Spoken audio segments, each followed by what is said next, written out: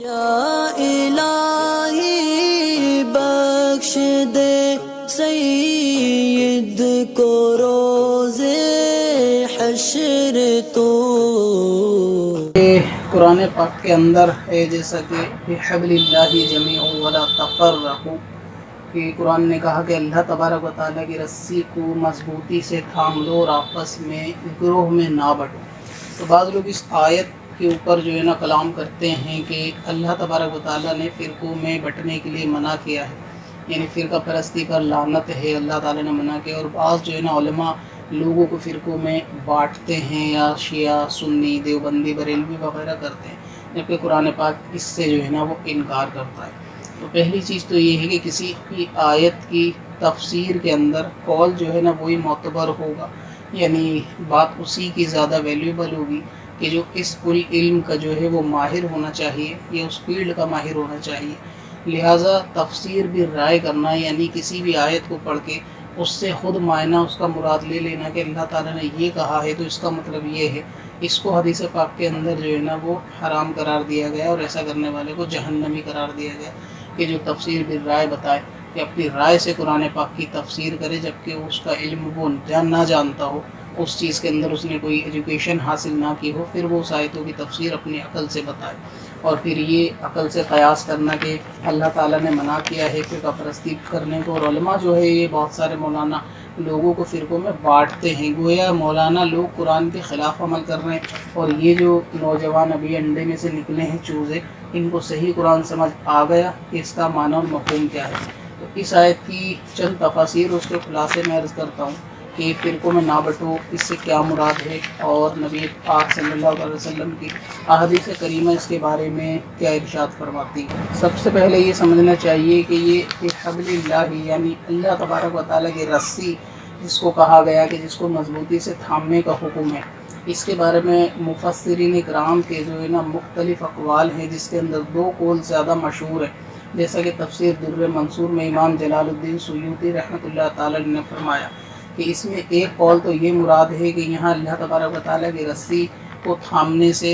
قرآن پاک مراد ہے، اور اس کے پیش نظر کافی حدیث پاک بھی ہیں کہ اللہ تبارک و تعالیٰ کی دو چیزیں جو ہے نا اس کو مضبوطی سے تھامے رکھو، ایک تو میری سنت اور ایک قرآن پاک کو۔ تو قرآن پاک وہ رسی ہے کہ جس کو مضبوطی سے تھامنے کا حکم ہے، کہ اس کے اعمال کے اوپر چلنے کا حکم ہے کہ قرآن پاک کا ساتھ کبھی نہ چھوڑیں۔ اور دوسری اس رسی سے مراد یہ ہے جس کے بارے میں مفسرین کا قول ہے کہ وہ جماعت مراد ہے، اور جماعت سے مراد اہل سنت و جماعت ہے، کہ جس کو مضبوطی سے تھامے رکھیں اور اس سے جدا نہ ہوں۔ جیسا کہ سرکار صلی اللہ علیہ وسلم نے ارشاد فرمایا کہ میری امت میں جو ہے نا وہ 72 اور 73 فرقے ہوں گے، جس طرح بنی اسرائیل کے اندر 71 یا ایک روایت کے اندر 72 بھی ہیں، 71 اور 72 فرقے ہوئے۔ اور میری امت پہ ہو بہو ویسے ہی حالات آئیں گے کہ جیسے بنی اسرائیل کے اوپر آئے، اور اس نے ایک مثال بھی پیش کری کہ جیسے بنی اسرائیل میں اگر مان لو کسی نے اپنی ماں کے ساتھ زنا کیا ہوگا،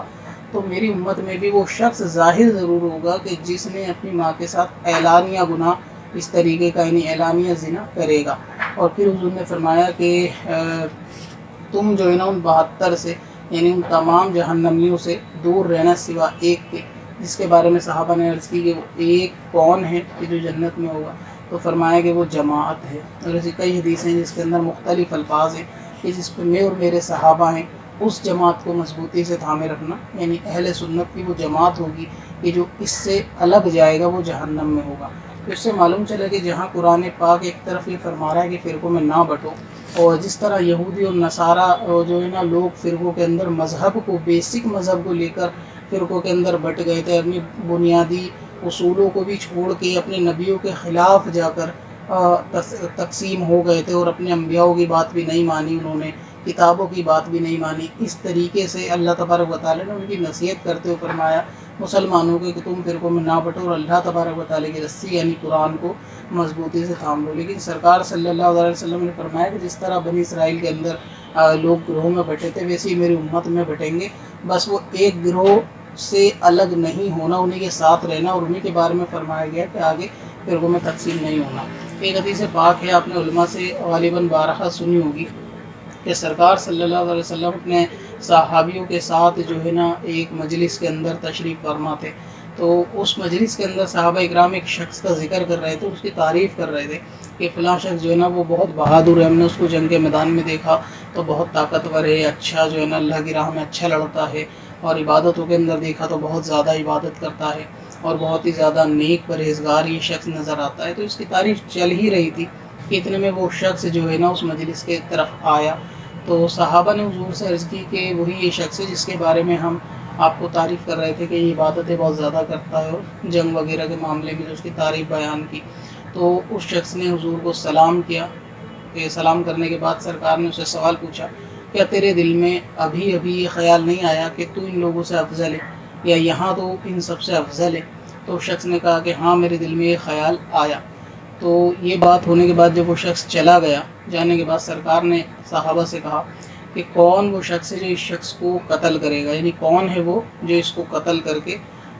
مجھے بتائے کہ ہاں میں نے اس کو قتل کر دیا۔ تو اب یہاں پہ ایک بات یہ سوچنے والی ہے کہ جب وہ شخص آیا اور آگے سلام کیا تو سرکار نے اس کے دل کا حال بتایا، کیا تیرے دل میں ابھی یہ بات نہیں آئی کہ تو ان لوگوں سے افضل ہے؟ تو بہت سے لوگ جو کہتے ہیں کہ انبیاء دلوں کی نہیں جانتے، تو یہ حدیث پاک ان لوگوں کو آئینہ دکھاتی ہے۔ اور جو یہ لوگ کہتے ہیں کہ ہر نیک شخص جو بظاہر نیک ہوتا ہے اس کو برا مت کہو، تو یہاں سرکار نے اس کو قتل کرنے کا حکم دیا ہے۔ اب کیونکہ اکثر آپ نے دیکھا ہوگا کہ جتنے بھی بد مذہب موجودہ دور کی جماعتیں ہیں یا موجودہ دور کی بد مذہب بد دینوں کی تنظیمیں، ان میں سے کوئی بھی ایک ایسی نہیں ہوگی کہ جو اس حدیث پاک کے دونوں پہلو آپ کے نظر کے سامنے لائیں یا کبھی بیان کریں۔ اس قسم کی حدیثیں یہ کبھی بھی زندگی میں بیان نہیں کرتے۔ مقصد یہ ہوتا ہے کہ اس سے ان کے ویو اور ان کے فالوور پہ فرق پڑے گا، اس لیے سب کو حلوہ کھلانے کی کوشش کرتے ہیں کہ سب ایک ہیں، سب ایک ہو جاؤ، کسی کو برا مت کہو، اور یہ آدھا تیتر آدھا بٹیر والی بات کرتے ہیں، جبکہ قرآن پاک کہتا ہے کہ دین میں پورے داخل ہو جاؤ۔ تو جب سرکار نے فرمایا کہ کون شخص اس کو قتل کرے گا، تو یہاں بھی صحابہ عرض کر سکتے تھے کہ یہ تو نمازی ہے، پرہیزگار اور نیک شخص ہے، اس کو قتل کرنے کی کیا ضرورت ہے؟ لیکن ایسا نہیں ہوا۔ حضرت ابو بکر صدیق کھڑے ہوئے، انہوں نے فرمایا کہ میں اسے قتل کروں گا۔ اس کے بعد یہ قتل کرنے کے لیے گئے، دیکھا تو وہ شخص نے اپنے ایک جگہ پر نماز پڑھنا شروع کر دی تھی، نماز عبادت میں مشغول ہو گیا تھا۔ تو حضرت ابو بکر نے سوچا کہ ابھی یہ عبادت کر رہا ہے، اس کو قتل کرنا ٹھیک نہیں رہے گا، میں جا کے ایک دفعہ سرکار سے معلوم کرتا ہوں کہ ابھی تو نماز پڑھ رہا ہے۔ تو یہ گئے اور بنا قتل کیے جلدی لوٹ کر آ گئے۔ سرکار نے جلدی آنے کا سبب پوچھا تو فرمایا کہ ابھی وہ شخص نماز پڑھ رہا ہے، اس لیے میرا دل نہیں ہوا کہ میں اس کو قتل کر دوں۔ اس کے باوجود، یعنی یہ جان لینے کے باوجود کہ وہ شخص نماز پڑھ رہا ہے، سرکار نے پھر یہ فرمایا کہ کون شخص ہے جو اس کو قتل کرے گا۔ تو اس کے اوپر جو ہے نا فاروق اعظم کھڑے ہوئے، ایک روایت کے اندر مختلف روایتیں اور ایک روایت کے اندر حضرت علی کھڑے ہوئے۔ فاروق اعظم نے کھڑے ہونے کے بعد کہا کہ ٹھیک ہے میں اس کو جا کے قتل کروں گا۔ تو آپ بھی گئے، جانے کے بعد دیکھا کہ ابھی اس کی نماز پوری نہیں ہوئی تھی، وہ سجدے میں تھا۔ فاروق اعظم نے سوچا کہ ابھی حضرت ابو بکر آئے تھے، انہوں نے بھی نماز میں اس کو چھوڑ دیا، سرکار سے پوچھنے گئے تھے، اگر میں نے قتل کرا تو یہ ایک طریقے سے بے ادبی ہوگی کہ مجھے بھی سرکار سے پہلے پوچھنا چاہیے جب میرے بڑوں نے جا کے پوچھا ہے۔ اب یہ سجدے میں ہے، سجدے میں اس کو قتل کرنا ٹھیک ہے یا نہیں؟ حضرت فاروق اعظم گئے سرکار کے پاس، فرمایا کہ ابھی وہ شخص سجدے میں ہے تو میرا دل نہیں ہوا قتل کرنے کا، اس کو قتل کریں یا نہیں؟ تو اس پہ سرکار نے پھر تیسری مرتبہ مجلس میں فرمایا کہ کون شخص ایسا ہے کہ جو اس کو قتل کرے گا؟ اور اس کے بعد حضرت علی شیر خدا کھڑے ہوئے اور فرمایا کہ میں اس کو قتل کروں گا۔ سبحان اللہ۔ اعلیٰ حضرت عظیم البرکت کیا فرماتے ہیں کہ حضرت علی کے بارے میں ایک کلام کے اندر کہ بحر تسلیم علی میدان میں سر جھکے رہتے ہیں تلواروں کے۔ تو حضور نے فرمایا بے شک تم اس کو قتل کر دو گے اگر تم اس کو پالو گے، یعنی اب تم اس کو ملو گے تو اس کو قتل ضرور کر دو گے، لیکن تم اس کو شاید مل نہ پاؤ۔ جیسے حضرت علی کھڑے ہوئے کہ میں اس شخص کو جا کے قتل کروں گا، گئے تو وہ بھی جلدی لوٹ کر آ گئے اور فرمایا کہ میں اس کو یقیناً قتل تو کر دیتا لیکن وہ شخص مجھے ملا ہی نہیں۔ تو اس پہ سرکار صلی اللہ علیہ وسلم نے فرمایا کہ جو حدیث بد مذہب کبھی بیان نہیں کریں گے، آپ نے سنی علماء سے ہی اکثر بیانوں میں سنی ہوگی کہ یہ میری امت کا شیطان کا پہلا سینگ تھا جو ظاہر ہوا، یعنی یہ وہ پہلا سینگ تھا شیطان کا کہ جو ظاہر ہوا، یعنی اب اس کے بعد شیطان کے سینگ نکلنا شروع ہوں گے میری امت کے اندر۔ اور فرمایا کہ اگر تم آج اس کو قتل کر دیتے تو میری امت میں دو لوگوں کے اندر، یعنی دو بھائیوں کے اندر بھی اختلاف نہیں ہو سکتا تھا، یعنی یہ جڑ تھی جس کو تم لوگوں نے چھوڑا، یا نماز کے دھوکے میں اس کو قتل نہیں کیا، سجدے کے دھوکے میں جس کو قتل نہیں کیا، یہ سوچ کے کہ یہ نماز پڑھ رہا ہے تو بہت اچھا ہوگا، جبکہ وہ پہلا فتنہ ہے اور پہلی سینگ ہے شیطان کی، فتنے کے طور پہ جو ظاہر ہے، اور اس کے بعد ابھی یہ لوگ نکلیں گے اور اب تم اس کو قتل کر دیتے تو شاید دو لوگوں میں بھی اختلاف نہیں ہوتا۔ اس کے بعد سرکار صلی اللہ علیہ وسلم نے اس آیت کو پڑھا، یعنی یہ کہ اللہ تبارک و تعالیٰ کی رسی کو مضبوطی سے تھامے رکھو اور فرقوں میں نہ بڑھ جانا۔ یعنی بد دین بد مذہب دین کے دشمن تو ظاہر ہوں گے، لیکن اس جماعت کو ٹریننگ دی جا رہی ہے کہ آپ کو ان کی باتوں میں آ کے ان کی طرف نہیں جانا، کہ اللہ تبارک و تعالیٰ نے خاص تم سے کہا ہے کہ فرقوں میں نہ بٹو، مطلب تم کو ایک گٹ رہنا ہے اور اس جماعت کی طرف یا ان جماعتوں کی طرف جو ان سے ظاہر ہو بد دین بد مذہب کی نہیں جانا۔ اور پھر یہ بھی بار بار فرماتے تھے کہ جس طرح بنی اسرائیل کے اندر 71 فرقے ہوئے، عین بالکل میری امت کے اندر بھی ایسے ہی حالات پیدا ہوں گے کہ اس کے اندر بھی اس طرح سے فرقے بن جائیں گے۔ تو یہ آیت کریمہ جہاں ایک طرف یہ کہتی ہے کہ فرقوں میں نہ بٹو، وہیں سرکار صلی اللہ علیہ وسلم نے یہ پیشن گوئی بھی فرما دی ہے کہ بد دین بد مذہب دین میں دین کا لبادہ اوڑے آئیں گے، دین کا نام لینے والے ہوں گے، دین میں نمازیں پڑھنے والے ہوں گے، دین کے اچھے کام کرنے والے ہوں گے، اور ان سے ساودھان رہنا ہے اور ان سے بچتے ہوئے اپنی اہل سنت و جماعت کو تھامے رکھنا ہے۔ پھر اسی تفسیر در منصور کے اندر ایک حدیث پاک جماعت کے تعلق سے امام جلال الدین سیوطی رحمۃ اللہ تعالیٰ نے نقل کی کہ سرکار صلی اللہ تعالیٰ علیہ وسلم نے فرمایا کہ جو بھی شخص جماعت سے ایک بالشت بھر بھی باہر نکلا، یعنی جو اس حق جماعت سے حق کا گروہ چھوڑ کر جو شخص ایک بالشت پہ باہر نکلا، اس نے اپنے گلے سے اسلام کا پٹا اتار دیا۔ اور اگر کوئی ایسی موت مرا کہ اس کی کوئی جماعت یا کوئی پیشوا نہ ہو، اس کا کوئی رہبر نہ ہو اور جماعت سے باہر ہے، تو وہ جہالت کی موت مرا۔ اس سے معلوم یہ چلا کہ جو لوگ یہ کہتے ہیں کہ سب کو ایک سمجھنا چاہیے، ہم سب کو ایک کرنے میں لگے ہوئے ہیں، تو میں آگے ویڈیو میں بتاؤں گا کہ وہ اصل میں ایک کرنے میں لگے ہیں یا ایک کرنا کس کو کہتے ہیں، اس کی تفصیل آگے آئے گی۔ تو اس طرح سے وہ جماعت اہل سنت ہے کہ جس سے باہر جانے والوں سے ساودھان رہنے کا حکم ہے، اور مضبوطی کے ساتھ صحابہ اکرام تابع اکرام اور ان کے راستوں کو پکڑنے کا یا ان کے طریقہ کار کو پکڑنے کا حکم دیا کہ جو جماعت سے باہر گیا اور اسی حال میں مر گیا تو وہ جہالت کی موت مرا۔ اس اختلاف کو اس آیت کے اوپر بہت سارے لوگ اس چیز کا بھی طنز کرتے ہیں کہ جیسے یہ جو حنفی شافعی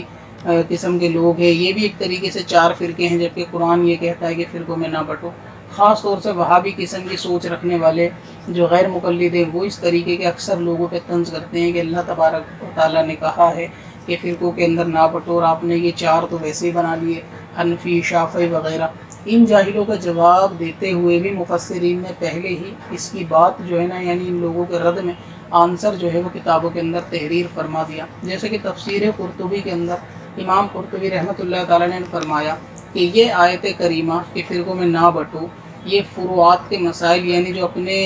فروعی مسائل ہیں، یہ اس کے اختلاف کو حرام نہیں کرتی۔ یعنی اس آیت کی بنا پر یہ جو 4 مسالک یا دوسرے ایک ہی مسئلے کے اندر آپس میں مسائل کو لے کر ایک مسلک کے اندر اختلاف ہوتے ہیں، تو یہ آیت کریمہ اس کو حرام نہیں کرتی، کیونکہ اصل میں وہ اختلاف ہوتا ہی نہیں ہے۔ یعنی امام قرطبی نے پہلے اس بات کا رد کر دیا، یہ جو جاہل آج کل کے کہتے ہیں کہ 4 جو ہے نا فرقے ویسے ہی بن گئے، تو یہ 4 فرقے نہیں ہیں۔ فرمایا کہ تو 4 فرقے نہیں، کیونکہ جہاں اختلاف ہوتا ہے وہاں تو اتفاق نہیں ہوتا، لیکن یہاں بنیادی عقیدوں کے اوپر تو سب کا اتفاق ہے، صرف مسائل کے اوپر اختلاف ہے، اور یہ مسائل پہ اختلاف ہونا کوئی اختلاف نہیں کہلاتا، بلکہ یہ دین کے اندر اپنی حدیث قرآن سمجھتے ہوئے اپنی سوچ کو قائم کرنا ہوتا ہے کہ بھئی ہم نے اس آیت سے کیا مراد لیا، اور وہ حق بھی رکھتے ہیں۔ ظاہر ہے کہ مجتہدین ہیں تو اپنی بات کو رکھنے کا، یہ جو انہوں نے دین سے سمجھا، قرآن یا آیت حدیث سے سمجھا، وہ اس میں اپنی رائے رکھنے کا حق رکھتے ہیں کہ وہ اہل علم ہیں۔ اور پھر یہ حدیث بات بھی نقل کی کہ امت کے اندر یعنی رحمت، اختلاف جو ہے وہ میری امت کے اندر رحمت ہے۔ تو یہ جو لوگ کہتے ہیں کہ آپس کے اندر اختلاف علماء کا، یہ جو حنفی ہیں شافعی میں اختلاف کیوں پیدا ہوا، ایک قرآن ہے ایک حدیث ہے، اور اللہ تعالیٰ نے تو منع کیا ہے کہ گروہ میں مت بٹو، اور یہ لوگ 4 گروہ کے اندر بٹ گئے۔ تو اصل میں یہ نہ تو گروہ میں بٹنا ہے نہ یہ اختلاف ہے، اور اس پہ یہ حدیث پاک جس میں سرکار کا فرمان ہے کہ میری امت کے اندر علماء کا اختلاف جو ہے وہ رحمت ہے، تو اس کو بھی سمجھنا چاہیے کہ یہ علماء کے اختلاف کوئی قرآن پاک کے خلاف نہیں ہے۔ مفسرین نے اس کا رد بھی جو ہے نا وہ پہلے ہی فرما دیا۔ پھر آگے اس آیت کی تفسیر میں امام قرطبی نے اپنی تفسیر قرطبی کے اندر آگے فرمایا کہ اس طریقے سے 7 فرقے پہلے ہی ہیں بد دین بد مذہب کے، اور انہوں نے فرمایا کہ ہر فرقے کے اندر سے 12 जो है ना सब ब्रांचेस निकलेंगी। तो इस तरह से ये टोटल 72 बनेंगे, जिसके बारे में हुजूर ने हदीस में फरमाया कि ये 72 जहन्नमी फ़िरके होंगे जिनसे बचने का हुक्म है। और बहुत सारे फ़िरके इस तरह से उन्होंने नकल किए, बल्कि पूरी फहरिस्त बताई, हर एक फ़िरके के 12 उन्होंने सब फ़िरके भी बताए कि जो निकले,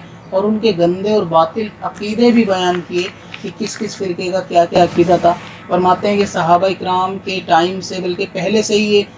सहाबा इकराम के बाद से और उसके बाद से धीरे धीरे ये जो है ना निकलना शुरू हुए। उनमें से चंद के मैं अकीदे आपको बताता हूँ, चंद के नाम और अकीदे, क्योंकि अब सबके पूरे 72 गिनवाना तो दुश्वार है। तो उनमें से कुछ के मैं अकीदे बताता हूँ कि उन लोगों के भी क्या क्या नज़रियात जो है ना वो होते थे। जैसा कि एक फ़िरके का ये नज़रिया था कि ना तो अभी कोई चीज़ मुक़द्दर की गई है, ना अल्लाह तबारक व तआला ने कोई अभी तक फ़ैसला किया। इसी तरह एक फ़िरके का नज़रिया ये भी था कि गैर महरम औरत को छूना कोई गलत नहीं है, क्योंकि वो एक फूल की मिसल है। इसी तरह एक मुअतज़िला फ़िरका भी था, जिसके बारे में आपने इमाम आज़म के ताल्लुक़ से मुनाज़रा सुना होगा और उनसे बार बार उलमा से सुना होगा कि वो फ़िरका भी ज़ाहिर हुआ कि जो ये कहता था कि कुरान पाक जो है वो अल्लाह तबारक व तआला की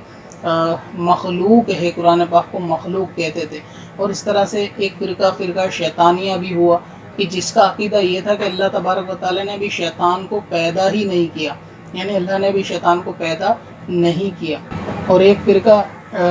शरीकिया के नाम से भी हुआ था कि जिनका अकीदा और नज़रिया ये था कि शिरक के सिवा तमाम चीज़ें मुकद्दर में लिख दी गई हैं बंदे के कि वो ये काम करेगा, सिवा जिसके मुकद्दर में शिरक होगा तो वो करेगा, नहीं होगा तो नहीं करेगा। तो शिरक के सिवा ये सब चीज़ें जो है ना अल्लाह ताला ने तकदीर में बंदों के लिख दी है। मतलब ये कि बंदा मजबूर है इन बातों को करने के लिए। वहीं एक फ़िरके का नज़रिया ये भी हुआ करता था कि जितनी भी किताबें नाजिल हुई हैं सारी कुरान के अलावा, उन सब पर भी अमल करना सब लोगों को, यानी मुसलमानों को फ़र्ज़ है, यानी कुरान के अलावा भी उन किताबों के ऊपर अमल करना फ़र्ज़ है। तो इस तरह से ही पूरी फहरिस्त है जिसके अंदर ये सारे फ़िरके और उनके बातिल नज़रिया और अक़ीदे बयान किए गए। बताने का मकसद ये है कि आज जो ये लोग इस आयत को लेकर चिल्लाते हैं कि कुरान में अल्लाह तबारक व तआला ने कहा कि फ़िरकों में ना बटो, बल्कि ये तो उस वक्त अंडे से निकले भी नहीं थे, इनके बाप दादा भी उस वक्त अंडे से निकले भी नहीं थे, इनकी जमातें भी कायम नहीं हुई थी। उस वक्त जो है ना उलमा ने,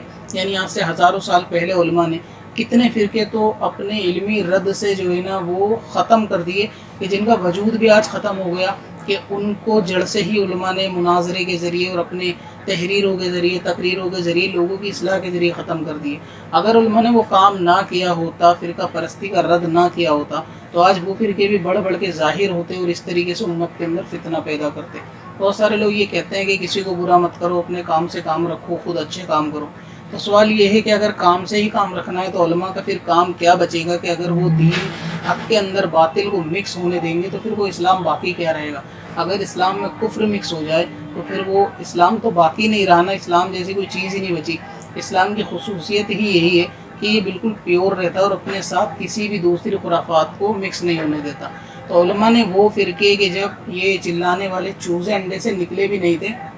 उस वक्त ख़त्म कर दिए। और बहुत सारे ऐसे हैं कि जो नए नए पैदा हुए। तो उलमा का हर ज़माने में काम रहता है इसी आयत के तहत कि फ़िरकों में ना बटो के बाकी एक हक जमात को बचा के रखें, और जो निकल चुके हैं उन लोगों से हक जमात को बचा के रखें, और उन लोगों की निकलने वालों की जो भी खुराफातें हैं, जो भी उनके बद अक़ीदे हैं, जो भी उनके बुरे ख़यालात और नज़रियात हैं, वो कौम को बताएं। और बताने ही से लोग आगा होंगे। अगर किसी को आप चोर की तफसील ही नहीं बताएंगे कि फ़लाँ शख्स ऐसा दिखता है वो चोर है, उससे सावधान रहना, कि फ़लाँ शख्स ने ये नई स्कीम निकाली और ये स्कीम जो है ना पैसे ठगने की, आप इससे सावधान रहना, तो क्या किसी की बुराई को बताए बग़ैर आप किसी को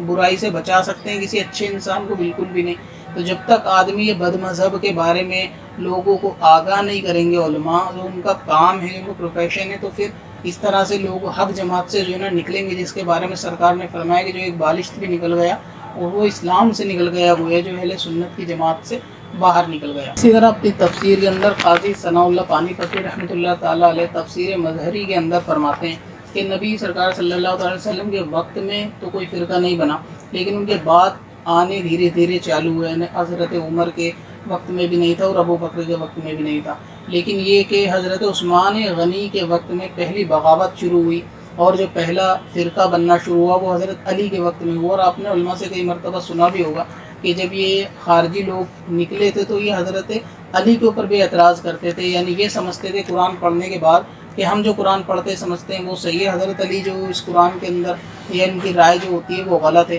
اور بہت سے معاملات تو ایسے بھی آئے کہ معاذ اللہ حضرت علی کو ہی لوگوں نے کافر بتانا شروع کر دیا، اور اس پہ بھی دلیل قرآن پاک کی دیتے تھے، وہ بھی نماز ہی پڑھتے تھے، کلمہ ہی پڑھتے تھے، اور یہ کہتے تھے کہ حضرت علی اس آیت کے تحت جو ہے نا وہ مشرک ہیں اور اس آیت کے تحت وہ کافر ہے۔ تو یہ بھی جو ہے نا معاملہ دھیرے دھیرے بعد میں وجود میں آنا اسی وقت یعنی حضور کے زمانے صحابہ کے دور سے شروع ہوا، پھر اس طرح تابعی تابعی کے وقت میں دھیرے دھیرے نکلتے چلے آئے لوگ، جس میں علماء نے ان کا رد کیا اور حق جماعت کو ان سے آگاہ کیا، ان کی برائیوں سے آگاہ کیا اور ان کو بچایا، اور برائی سے آگاہ کرنے کے بعد ان کے باطل عقیدے لوگوں میں بتانے کے بعد ہی ان لوگوں کے ایمان جو ہے نا باقی لوگوں کے بچ سکے کہ اس جماعت کو وہ آج تک بچاتے ہوئے لائے۔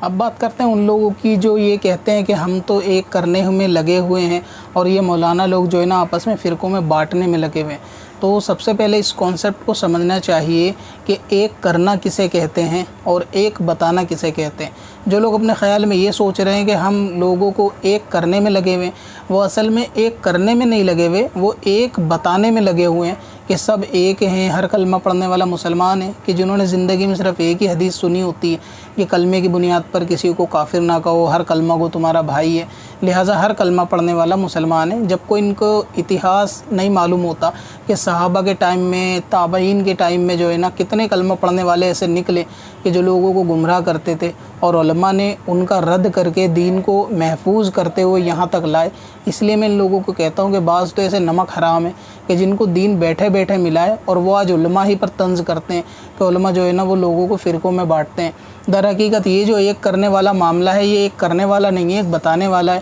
اور جو علماء کو یہ کہتے ہیں کہ فرقوں میں بانٹتے ہیں، اصل میں وہ بانٹتے نہیں ہیں، بلکہ وہ سواد اعظم یعنی بڑی جماعت سے نکلے ہوئے جو گروہ ہیں جنہوں نے اپنے نظریات بدل لیے، ان باطل خیالات کو، ان باطل نظریات کو آگاہ کر کے وہ اس جماعت کو بچانے میں لگے ہیں۔ یعنی وہی کام ہے جو صحابہ کرام سے چلتا آیا ہے کہ باطل سے دین کی حفاظت کرنا، اور وہ علماء کرام کا پیشہ ہے، وہ آج بھی اس کام کو کرتے ہیں کہ باطل کو بچاتے ہیں، کیونکہ دین اسلام کسی کے ساتھ مکس اپ یہ نہیں رکھتا۔ ایسا نہیں ہوتا کہ آدھا تیتر آدھا پٹیر اور قرآن اس کے خلاف بات کرتا ہے۔ تو ایک کرنے کے لیے دو طریقے ہو سکتے ہیں۔ جو لوگ کہتے ہیں کہ ہم ایک لوگوں کو ایک کرتے ہیں، اس کی مثال سمجھے کہ اگر کوئی 10 آدمی الگ الگ نظریہ رکھتے ہیں، اگر آپ ان سب کو ایک کرنا چاہتے ہیں تو اس کا ایک طریقہ تو یہ ہوگا کہ آپ سب کے پاس جائیں گے اور سب کو یہ منانے کی کوشش کریں گے کہ بھئی سب جنے ایک ہو جاؤ۔ اگر یہ چیز کامیاب ہوتی ہے تو اس کا مطلب یہ ہوا کہ آپ ان 10 کو جوڑ کر جو ایک گروہ بنائیں گے، وہ ایک نیا گروہ شروع ہوگا، یعنی اسے ایک نیا گروپ بولیں گے، ایک نئی جماعت بولیں گے، کیونکہ اس میں کوئی بھی کسی جماعت سے نہیں جڑا بلکہ سارے لوگ آپس میں جڑ گئے، پھر یہ ایک نئی جماعت ہو گئی۔ تو پھر بھی تو یہ ایک نیا فرقہ ہی بنانا ہوا جو لوگ سب کو ایک کرنے میں لگے ہوئے ہیں۔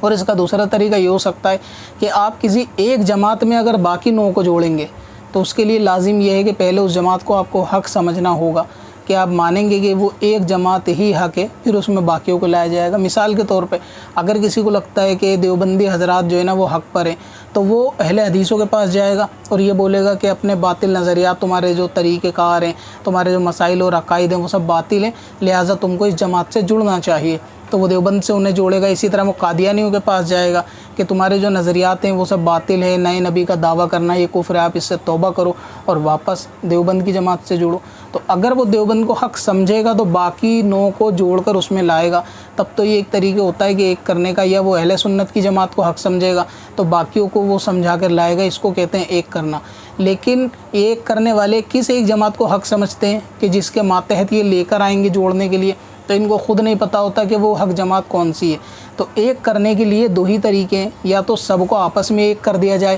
تو ایک نیا گروہ پیدا ہو جائے گا جو کہ منع ہے کہ نئی جماعت پیدا کرنا، یا پھر کسی ایک کو حق سمجھ کر باقیوں کو اس کے تحت لایا جائے گا، اس کو کہتے ہیں ایک کرنا۔ اب آپ سوچیں گے جو ایک کرنے کا دعویٰ بتا رہے ہیں یہ کسی ایک جماعت کو حق سمجھتے ہیں؟ کسی کو بھی نہیں، ان کے نزدیک تو سارے لوگ ہی گمراہ ہیں۔ کسی ایک جماعت کو بھی یہ نہیں سمجھتے سوائے خود کے کہ ہم بہت قابل ہیں اور ہم سب کچھ جانتے ہیں۔ اور ایک مزے کی بات یہ ہے کہ جتنے بھی جہلم کے جہنمی اس طریقے سے یہ ان کے جو پلے ہیں مرزا پلمبر جونیئر کے، وہ یہ کہتے ہیں کہ ہم فرقہ پرستی پہ لعنت بھیجتے ہیں، فرقہ پرستی نہیں مانتے۔ یہ خود ان سے اگر آپ پوچھیں گے کبھی کہ بھئی اگر آپ سارے کلمہ پڑھنے والوں کو مسلمان سمجھتے ہیں، فرقہ پرستی نہیں کرتے، تو کیا آپ دوسرے بد مذہب بد دینوں کے فرقوں کے اندر اپنی بہنوں کی شادی کر دیں گے یا ان کے پیچھے آپ نماز پڑھ لیں گے؟ مثال کے طور پہ جیسے اگر فرقہ شیطانیہ ہے، کیا آپ اس کے پیچھے نماز پڑھ لے گا یہ پلمبر؟ تو ان کے ماننے والے منع کریں گے. اسی طریقے سے قادیانی کے پیچھے کیا یہ نماز پڑھ لے گا؟ تو یہ اس بات کو بھی منع کریں گے. تو الغرض یہ کہ منافق اسی کو کہتے ہیں کہ جو لوگوں کے سامنے بیان تو کچھ اور کرے کہ بھئی فرقہ پرستی مت کرو، سب ایک ہو جاؤ، جبکہ وہ اندر سے بھی جانتا ہو کہ ہاں حضور نے فرمایا کہ 72 بنیں گے لہٰذا ہم ایک نہیں کر سکتے. اب کرنا کیا چاہیے؟ جو سرکار نے فرمایا کہ ان سے دور رہو، ان کو اپنے سے دور رکھو، تو سرکار کے حدیث کے اندر یہ بھی ہے کہ ان کے پیچھے نماز نہ پڑھو. اب وہ لوگ جو یہ کہتے ہیں کہ سب کے پیچھے نماز ہو جاتی ہے، تو گویا کہ وہ معاذ اللہ نبی کے فرمان کے خلاف اپنی بات رکھتے ہیں کہ حضور نے فرمایا کہ بد مذہب کے بارے میں، ان 72 کے بارے میں، کہ ان کے پیچھے نماز نہ پڑھو، وہ مر جائیں تو ان کا جنازہ مت پڑھو. اب جنازہ جو ہے وہ اسلام کے علاوہ کسی اور مذہب کے اندر تو ہے ہی نہیں، یعنی کانسیپٹ بھی نہیں ہے جنازے کی، نماز کا پڑھنے کا. یہ معاملہ اسلام ہی کے اندر ہے. تو معلوم یہ چلا کہ کچھ ایسے لوگ بھی ہوں گے کہ جن کے مرنے کے بعد جنازہ پڑھنے کو حضور نے منع فرما دیا، جن کے پیچھے نماز پڑھنے کو منع فرما دیا، جن سے دعا سلام کلام کے لیے منع فرما دیا، شادی بیاہ کے لیے جن کے ساتھ منع فرما دیا. انہی حدیثوں کو علماء اہل سنت بیان کر کے لوگوں کو ان بد مذہب بد دینوں سے آگاہ کرتے ہیں کہ اہل سنت و جماعت والے باقی لوگوں سے دور رہیں اور اپنی جماعت کو مضبوطی سے تھامے رکھیں. تو یہ جو ابھی لوگ نئے پیدا ہوئے ہیں بچے، ان کو چاہیے کہ ایک دفعہ علماء اہل سنت پہ یا کسی عالم دین پہ جا کر پہلے علم دین سیکھیں اور اسلام کا اتہاس جانیں. صحابہ اکرام تابع اکرام میں جس طرح سے بد دینوں کے فرقے ظاہر ہوئے، کس طرح ان کو علماء نے رد کیا، پہلے ان کی ہسٹری بھی جانیں، تو اس کے بعد ان کو پتہ چلے گا اس آیت کا کیا مطلب ہے، اور حضور پاک کی جو حدیث پاک ہے اس کے اندر کیا حضور نے فرمایا کہ 72 فرقے جو بنی اسرائیل کے اندر بنے اور میری امت میں 73 بنیں گے، اس کا کیا مطلب ہے. تو نبی کی بات کے خلاف تو بات وجود میں آ ہی نہیں سکتے. اگر کوئی مومن ایسا مانتا ہے تو پھر وہ کس بات کا مسلمان رہا کہ جو حضور کی بات کو نہ مانے؟ جب حضور نے منع فرما دیا کہ ان سے ساودھان رہیں، ان کے پیچھے نماز نہ پڑھیں، جنازہ نہ پڑھیں، تو اب اگر کوئی بندہ بولے کہ سب کے پیچھے نماز ہو جائے گی تو ظاہر ہے کہ وہ بھی اس بد دین بد مذہب کے اندر گمراہ شخص ہے اور اس کی بات کوئی قابل قبول بھی نہیں ہے. تو بات اسی کی معتبر ہوگی جو تفسیروں کے اندر اور مفسرین اکرام نے لکھی ہوگی، حدیث کے تحت محدثین نے لکھی ہوگی، یا علماء اہل سنت نے اس کو بیان کیا ہوگا. تو سبھی کو چاہیے کہ اس دور کے اندر اگر کسی کو یہ بھی جاننا ہے کہ فرقہ پرستی کے بارے میں دوسرے علماء کی کیا رائے، بعض لوگوں کا یہ باطل خیال ہوتا ہے کہ صرف بریلی کے علماء جو ہے نا وہ اس طریقے کی باتیں کرتے ہیں، باقی نہیں کرتے. تو ان کے لیے میں ایک سجیشن دے دیتا ہوں کہ ایک ویڈیو ہے میری فرقہ پرستی بریلوی فتنہ کے نام سے، آپ اس کو ایک مرتبہ یوٹیوب پہ سرچ کریں، سکندر وارسی اباؤٹ بریلوی فتنہ. اس ویڈیو کو آپ جو ہے نا مکمل دیکھیں تو آپ کی غلط فہمی بھی دور ہو جائے گی کہ صرف سنی علماء کے علاوہ باقی سب یہ کہتے ہیں ایک دوسرے کے پیچھے نماز پڑھو، صرف سنی علماء پڑھنے نہیں دیتے. تو اس کا مطلب یہ ہے کہ حدیثوں پہ صحیح عمل تو سنی علماء ہی کرتے ہیں. اور کسی کو یہ لگتا ہو کہ باقی علماء آپس میں فرقہ پرستی نہیں کرتے سوائے بریلوی کی، تو ایک ویڈیو اور ہے، آپ اس کو سرچ کریں، سکندر وارسی اباؤٹ دیوبندی ورسز دیوبندی. آپ اس ویڈیو کو بھی ایک دفعہ دیکھ لیں، دونوں کے لنک میں ڈسکرپشن میں دے دوں گا، ایک ایک کر کے آپ پورا اس کو دیکھیں گے تو آپ کو سمجھ میں آ جائے گا کہ وہ شخص جو یہ آپس میں کھڑے ہو کے روڈ پہ چلا رہا ہے کہ بھئی فرقہ پرستی نہ کرو، یہ جس بھی امام کے پیچھے جمعے کی نماز یا عام نماز پڑھتا ہوگا اس امام کا یہ نظریہ کبھی نہیں ہوگا. تو ایسے لوگوں کو جو یہ سمجھ رہے ہیں کہ علماء نے فرقوں میں بانٹا ہے، ایک مرتبہ اپنے جس امام کے پیچھے نماز پڑھتے ہیں اس کا نظریہ بھی جان لے اور یہ بات اس سے بھی کہہ دیں کہ بھئی سب کو ایک ہو جانا چاہیے، تو وہ تمہارا امام جس کے پیچھے وہ نماز پڑھ رہے وہ تمہاری بات سے بھی اتفاق نہیں رکھے گا. تو لہٰذا عالم کو زیادہ معلوم ہے کہ بد مذہب بد دین کیا ہوتا ہے اور فرقہ کیا ہوتا ہے، نیا فرقہ بنانا کیا ہوتا ہے. تو جو لوگ یہ سکھانے میں لگے ہوئے علماء اہل سنت کو، جو ابھی انڈے سے نکلے نہیں ہیں، ان کو چاہیے کہ علم دین سیکھیں اور پہلے اپنی اصلاح کریں. اور ان دونوں ویڈیو کے لنک میں نے ڈسکرپشن کے اندر دے دیا، آپ ایک مرتبہ اس کو بھی دیکھ لیں.